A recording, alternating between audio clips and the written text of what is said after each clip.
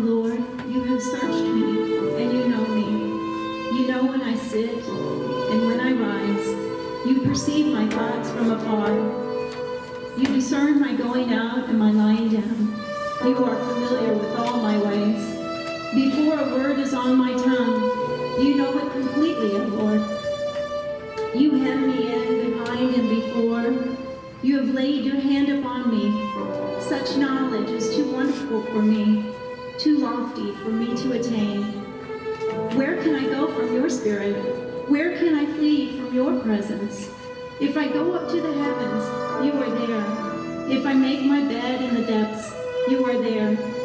If I rise on the wings of the dawn, if I settle on the far side of the sea, even there your hand will guide me, and your right hand will hold me fast.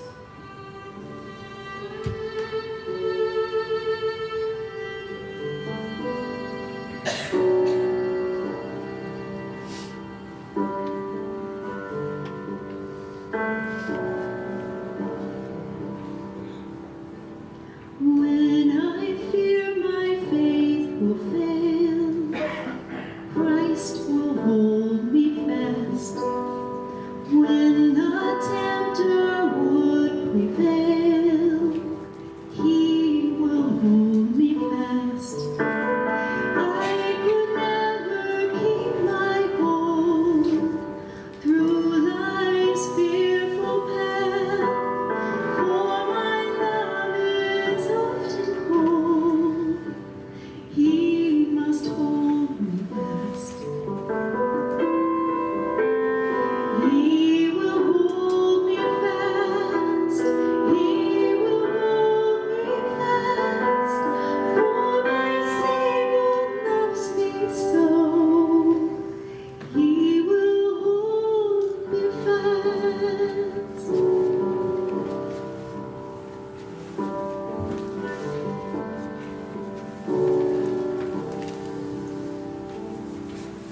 Those he saves are his delight. Christ will hold me fast. Precious in his holy sight, he will hold me fast. He'll not let my soul be lost. His promises shall last. Mark my heart at such a cost. He will hold me fast. He will hold me fast. He will hold me fast. For my Savior loves me so. He will hold me fast.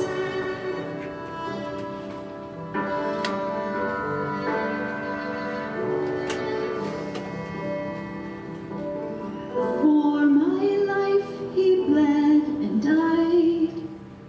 Christ will hold me fast. Justice has been satisfied. He will hold me fast. Raised with him to endless life, he will hold me fast till our faith is turned to sight. When he comes at last, he will hold me fast. He will hold me fast. For my Savior loves me so. He will hold me fast. He will hold me fast. He will hold me fast. For my Savior loves me so. He will hold me fast.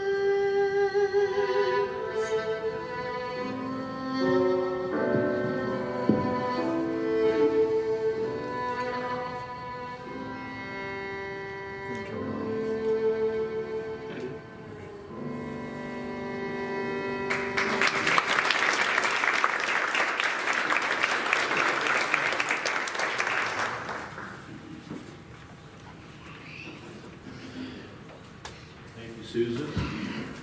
What a beautiful song, what a beautiful truth. We have a Bible today. I hope you will join with me in turning to the book of Matthew.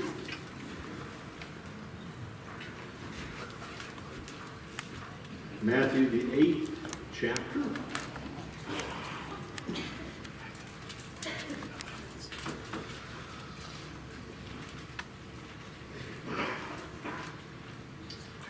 This morning we bring to a conclusion the series that we have been in called The Furnace. Week 1, we looked at the reality of the fire.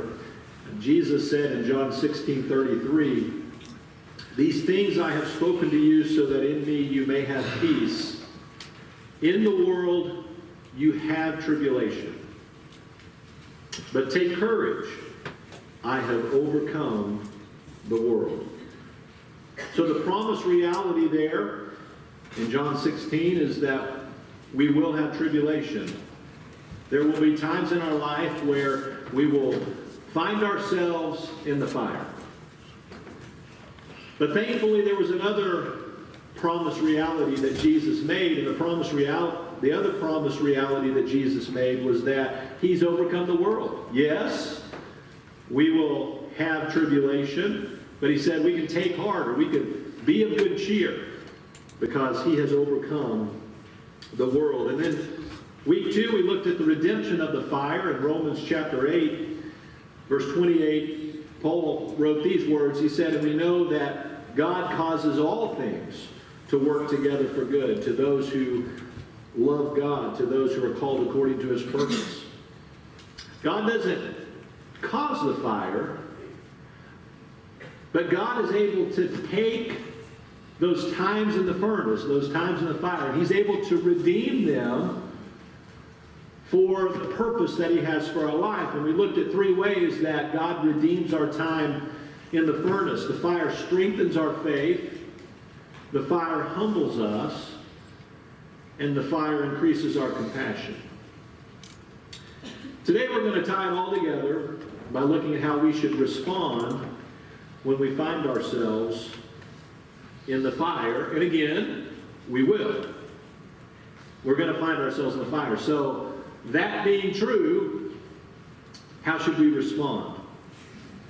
I want us to play a word association game real quick. I'm going to give you some words, and I want you to capture the first word that comes to your mind after hearing these words. So, what is the first response that comes to your mind when you hear these words? Suffering,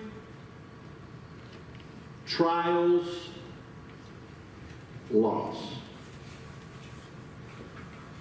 Suffering, trials, loss. You got the word? Now hold on to that word, all right? Now I want us to play a scripture association word game. So we have in our mind right now the first word that came to our mind when we heard the word suffering, trials, loss. Okay? Now let's look at scripture. What is the first response that God wants to come to our mind when we hear the words suffering, trials, loss? 1 Peter 1:6. Now I want you to see if you recognize a pattern in these verses. 1 Peter 1:6 says, "In this you greatly rejoice, even though now for a little while, if necessary, you have been distressed by various trials." And then in 1 Peter 4:13, it says, "But to the degree that you share the sufferings of Christ, keep on rejoicing, so that also the revelation of his glory, at the revelation of his glory, you may rejoice with exultation." And then finally in Matthew 5:12, it says, "Rejoice and be glad, For your reward in heaven is great, for in the same way they persecuted the prophets who were before you. So what seems to be the favored response of God when we find ourselves in a fire? Rejoicing, right? Now, I don't want you to raise your hand, but what was the first thing that came to your mind when you heard the word trials, suffering, loss? Was it rejoicing?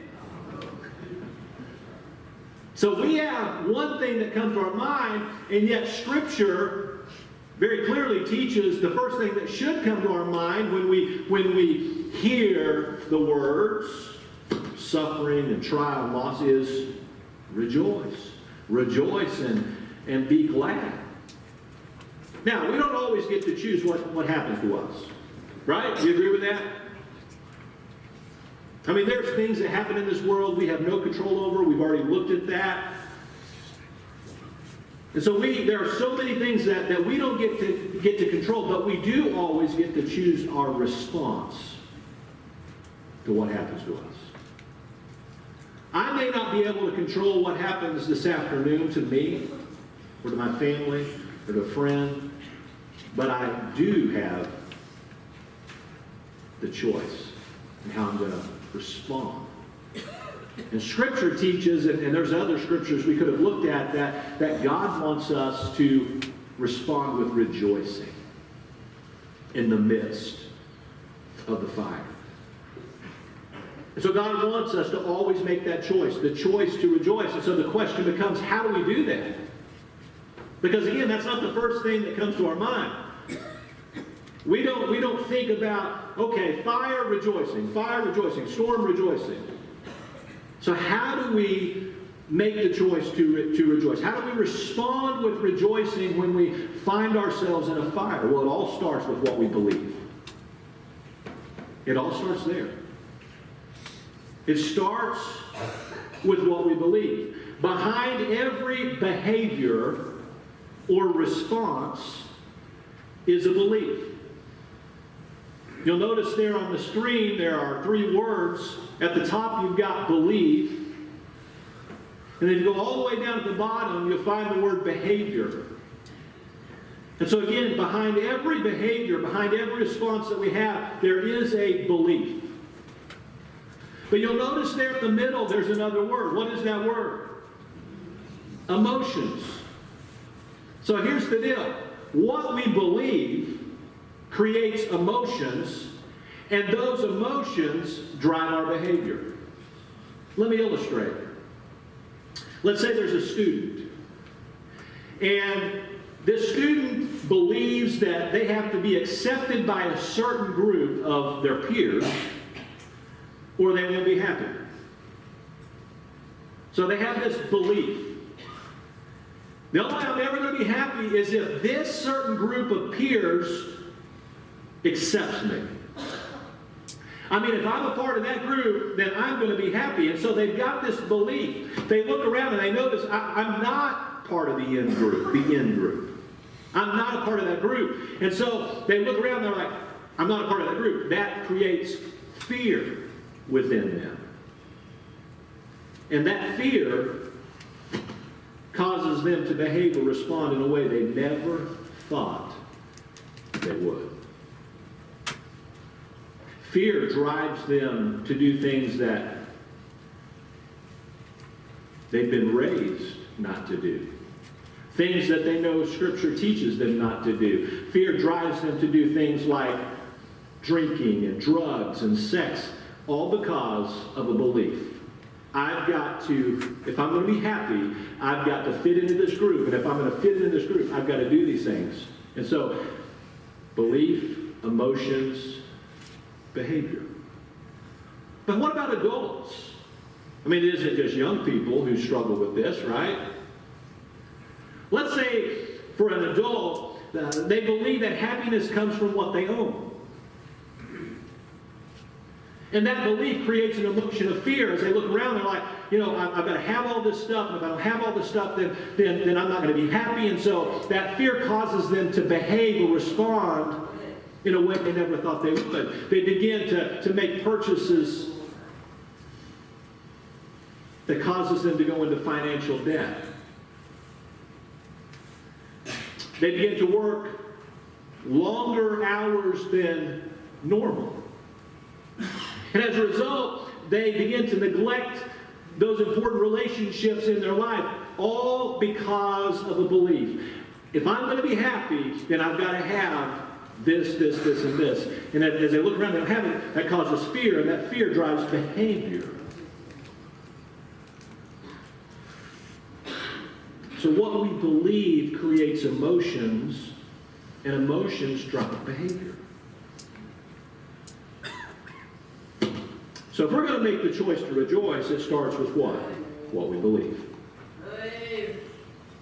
And that brings us to Matthew chapter 8. Look with me, if you would, a very familiar passage of Scripture. In Matthew chapter 8, beginning in verse 23. It says, when he, that is Jesus, got into the boat, his disciples followed him. And behold, there arose a great storm on the sea, so that the boat was being covered with the waves. But Jesus himself was what? He was asleep. And they came to him and woke him, saying, Save us, Lord, we are perishing. And he said to them, Why are you afraid, you men of little faith? And then he got up and rebuked the winds and the sea, and it became perfectly calm. The men were amazed, and they said, What kind of a man is this, that even the winds and the sea obey him? Father, we ask today that you would teach us. Father, I pray that your Spirit would take your word and make the application in all of our lives that need to be made today. In Jesus' name, amen. I want you to notice there in verse 23 what it says. When he got in the boat, his disciples did what? They followed him. So Jesus, he got in the boat first, right? And then the disciples followed him. And so the disciples were following Jesus in obedience. They were in the will of God. Now, where did their obedience take them? Took them into a storm, right? Obedience doesn't always keep us out of storms. Again, we looked at that in week 1. You know, sometimes we believe that if we obey God, we'll never find ourselves in a storm. And yet, Scripture teaches us that we can obey God and find ourselves in a storm. And here we find it playing out. Here in these verses, the disciples follow Jesus into the boat takes off, and they find themselves in a storm. And so obedience sometimes takes us into storms. Now, look what kind of storm they find themselves in there in verse 24. And behold, there arose, what kind of storm? You all are quiet today. A great storm. I wonder if there's anybody here who's ever found themselves in a great storm. If you're alive and breathing, there has been some point in your life where you found yourself in a great storm. Now, the Sea of Galilee is about 13 miles long. It's about 8 miles wide. And it wasn't uncommon for storms to suddenly sweep across the waters. And that's kind of a picture of life, isn't it? I mean, sometimes we can kind of predict that the storm is coming. We can kind of see it out on the horizon. We know there's a storm out there. We can kind of predict that it's coming our way. It's coming into our life. But sometimes a storm will suddenly sweep across our life without any warning at all. Now, this wasn't just any storm. Now, remember, these are men who, many of them, they spent their life on the Sea of Galilee. They were very familiar with the reality that storms would suddenly come up. But there's something about this storm that's a little unusual, I believe. And Matthew, again, identifies it as a great storm.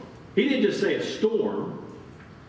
He said this is a great storm.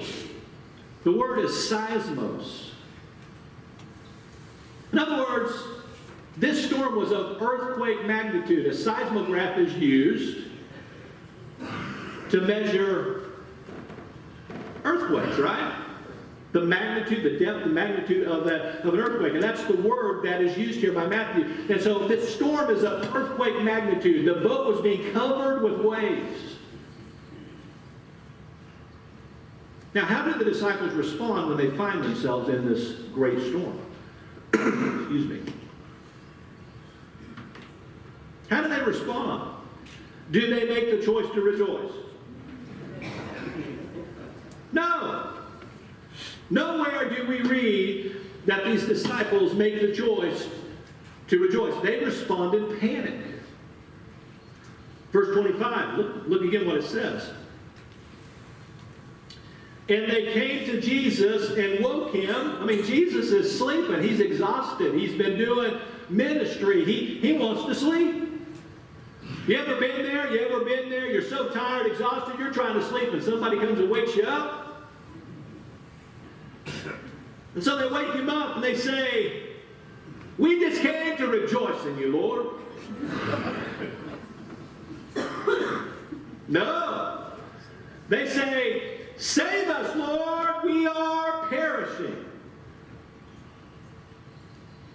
So they go to Jesus, he's sleeping in peace. They say, "Save us, Lord, we're perishing." They respond in panic because they believe something. What do they believe? They believe they're going to drown. If you believe you're going to drown, how do you typically respond?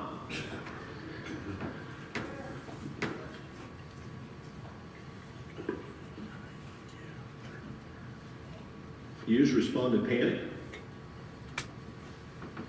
Look at the screen there. Here's what the disciples believe.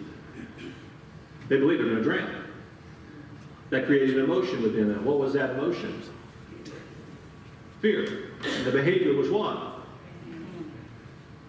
Panic. Verse 26. Let's see how Jesus responds to their behavior. Jesus says, "Why are you afraid? Why do you have this emotion of fear? You men of what? Little faith."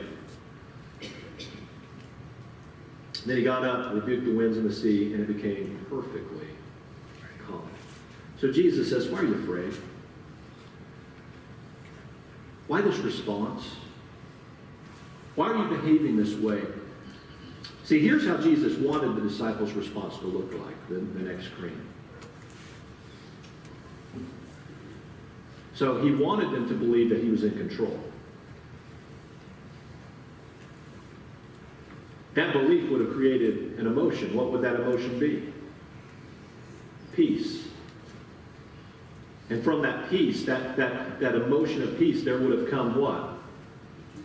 Rejoicing. This is how Jesus wanted it to look. Much different than how it actually played out, right?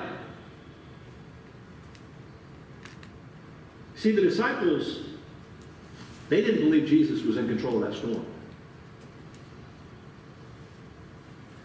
They didn't have faith that he sovereignly rules over all things. So after Jesus gets up, after he rebukes the wind and the water, do you remember what they say to one another? They say, "What kind of man is this that even the winds and the seas obey him?" So they didn't believe that he sovereignly ruled over the wind and the waves.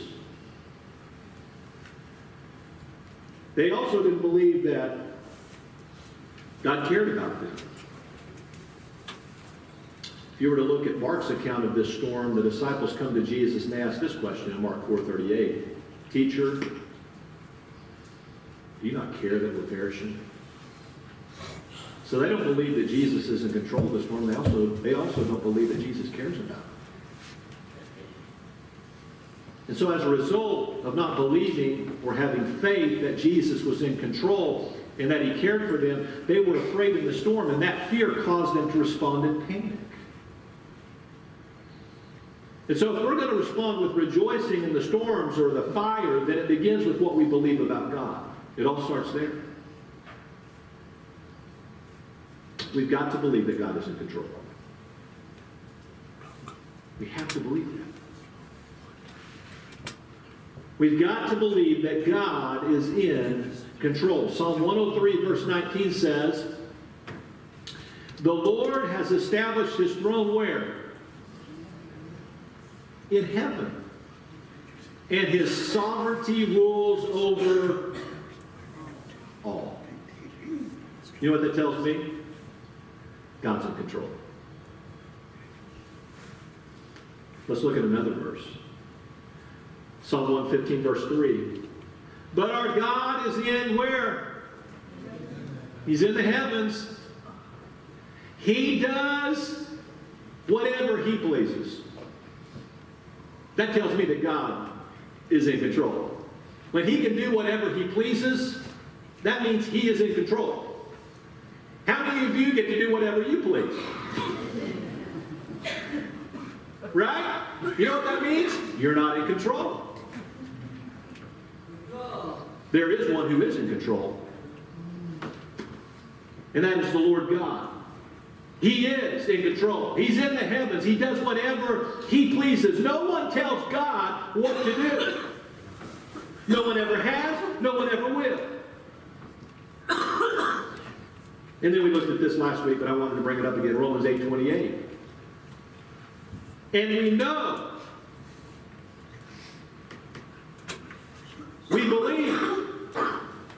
we believe that God causes all things to work together for good." How can we know this? How can we believe this? We believe it because we know that he's in control.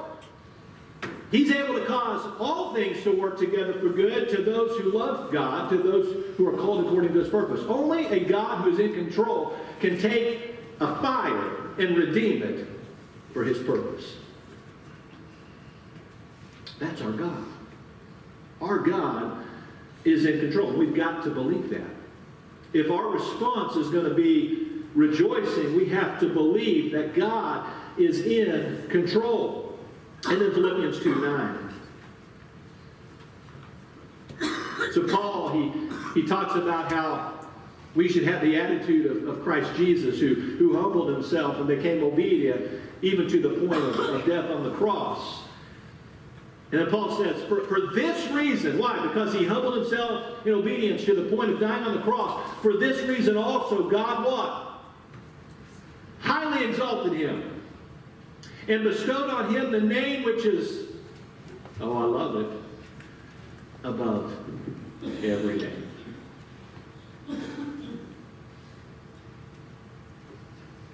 You know what that tells me? God's in control. The name of Jesus is above every other name. I want you to look at that on the screen. There you have the name of Jesus. What I want you to do, I want you to think about your storm right now, the fire that you're in. Or maybe someone that you love is in. And underneath that line, I want you to put whatever that is. Jesus is above that storm.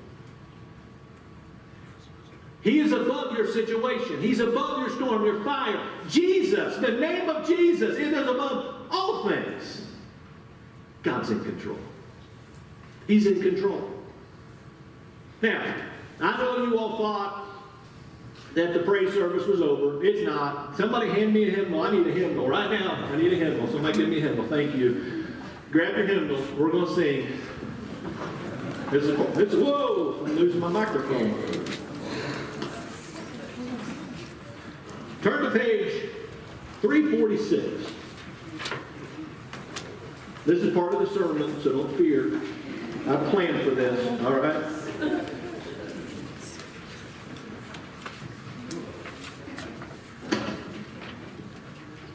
We're going to go back to our childhood for just a moment.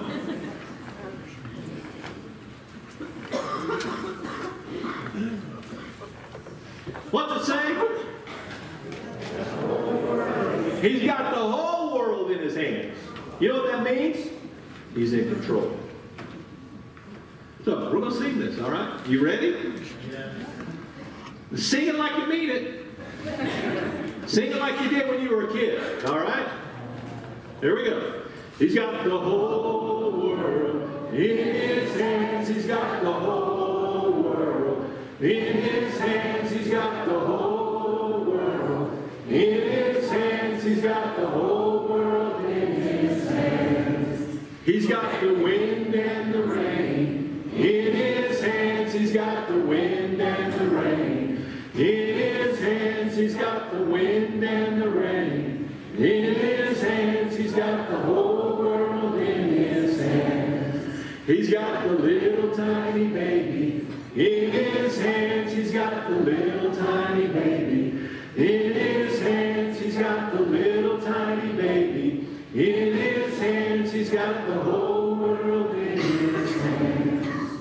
He's got everybody here in his hands. He's got everybody here in his hands. He's got everybody here in his hands. He's got the whole world in his hands. We got one. Okay. We got one more. All right. 177. 177. I want you to get this today. He's in control. He's got the whole world in his hands. His name is Jesus. There's something about that name. Let me tell you, it's the name that is above every other name. And we're going to sing about it. Jesus, Jesus, Jesus. There's just something about that name. Master, Savior, Jesus, like the fragrance after the rain. Jesus, Jesus, Jesus, let all heaven and earth proclaim. Kings and kingdoms will all pass away, but there's something about that name. There is something about that name. And what that name represents. God is in control. And if we're going to rejoice, if we're going to make the choice to rejoice, we find ourselves in the storm or the fire. We got to believe that. We got to believe that God is in control, but we also have to believe that God cares about us. Psalm 8:4 says this. It says, "What is man that you take thought of him?" You know that God is thinking about you right now? I don't know if anybody else is thinking about you, but I can tell you that God's thinking about you. Think about that for just a moment. God is thinking about you.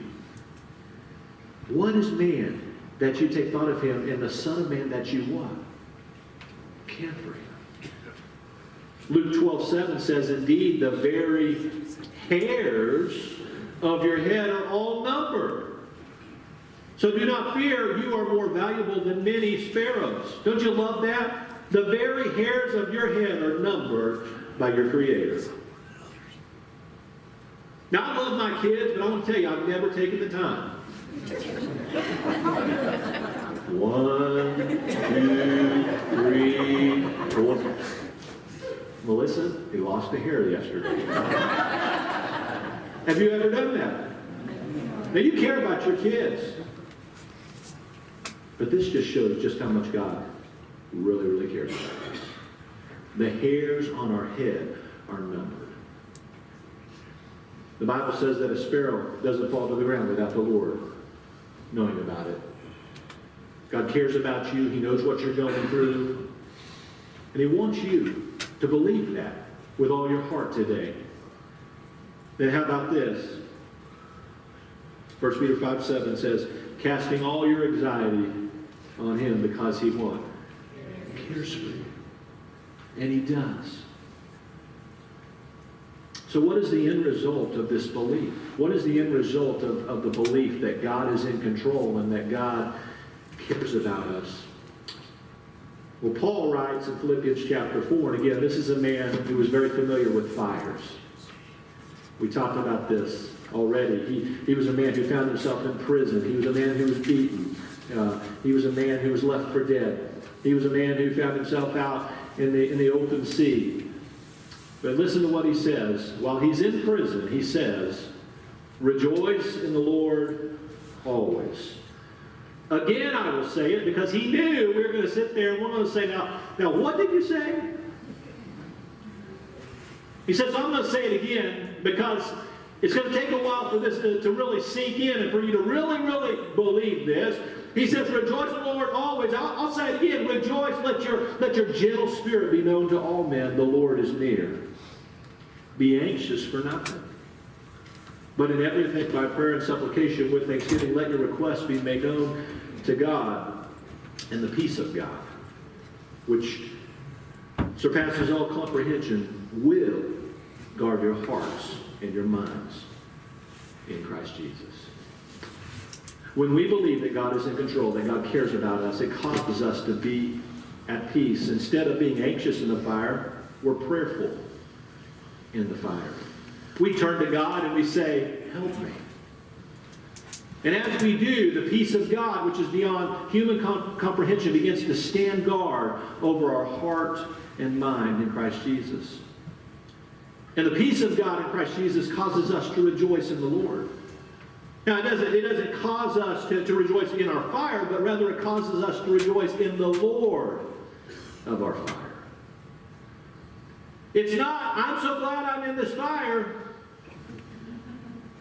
but rather, I'm so glad that the Lord, who's in control and cares about me, is in the fire with me. We rejoice in the Lord. We rejoice in the Lord who is in control. We rejoice in the Lord who cares for us. And so we have to believe that God is in control and that He cares for us. So when we find ourselves in the fire, and we will, God wants us to respond with rejoicing.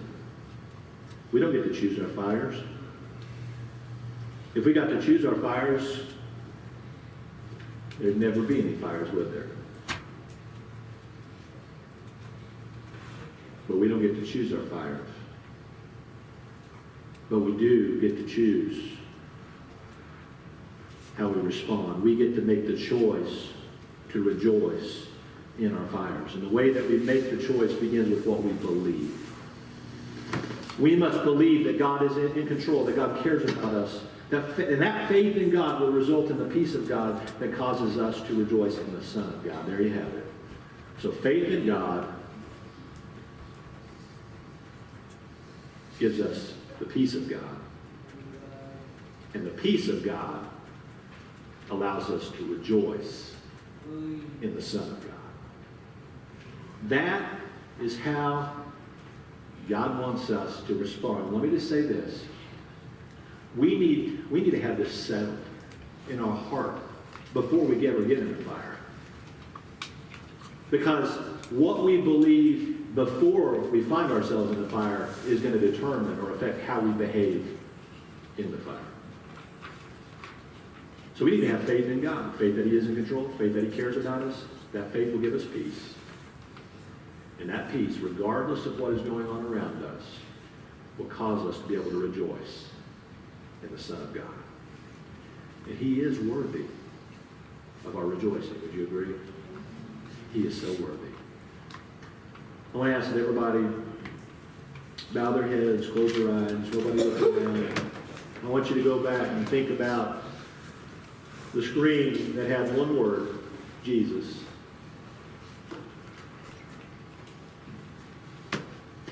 Whatever you're going through today, I want you to see that Jesus is above what you're going through. He's in control. He cares about you. Allow that belief to give you the peace of God.